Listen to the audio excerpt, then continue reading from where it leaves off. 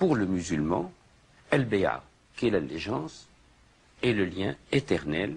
Mieux que cela, il est le lien qui est scellé par le Coran et par la religion. Cette bay'a a toujours été donnée aux souverains marocains depuis des temps immémoriaux. Je n'en veux pour preuve que le fait de savoir que la dynastie almoravide, Morabitin, la première chose qu'elle a faite, en venant au Maroc par le sud, c'est de considérer justement ce sud comme étant marocain.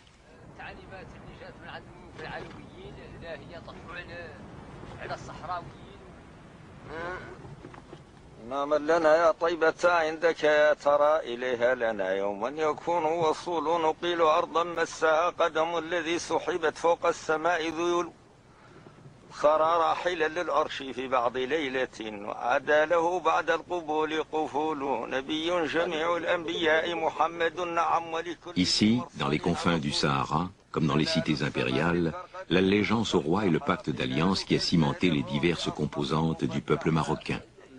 Le sud marocain est chargé d'histoire. C'est de là que sont issues de prestigieuses dynasties marocaines, dont celle des Alaouites.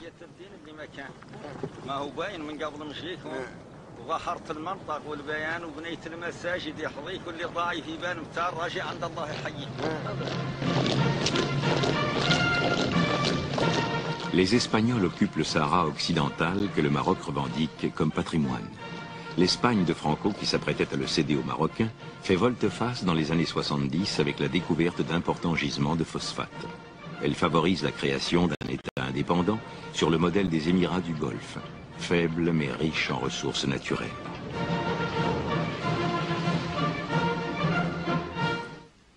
Le drame du Maroc, c'est que lorsqu'il a été colonisé, il n'a pas eu affaire à un seul colonisateur. Nous avons été colonisés par deux colonisateurs, les Espagnols et les Français. Si nous avions eu la chance d'en avoir qu'un, nous aurions soldé de tout compte notre affaire du nord au sud. Malheureusement, il nous a fallu négocier le protectorat français, ensuite le protectorat espagnol sur la zone nord, par la suite enlever à Tanger son statut international pour la souveraineté marocaine. En quatrième lieu, il nous a fallu redescendre sur Tarfaya morceau par morceau, parce que comme vous connaissez, le général Franco était un homme très dur à la compréhension de la décolonisation. Quelques années plus tard, c'était Sidi Ifni. Et enfin est resté le gros morceau du Sahara, que nous avons nous-mêmes introduit aux Nations Unies au lendemain de notre indépendance.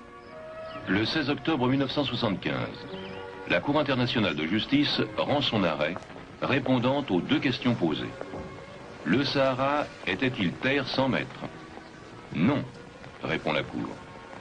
Existait-il des liens juridiques entre le Sahara et le Maroc?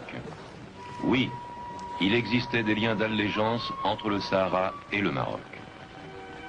La réclamation du Maroc est donc juridiquement fondée. Et le soir même, Sa Majesté Hassan II surprend le monde en prononçant son discours. Le roi Hassan II du Maroc poursuit son séjour privé en France dans le cadre des consultations directes qu'il a régulièrement avec le président Giscard d'Estaing. Le roi Hassan II était tout à l'heure à l'Élysée. Sur place, Alain Chailloux.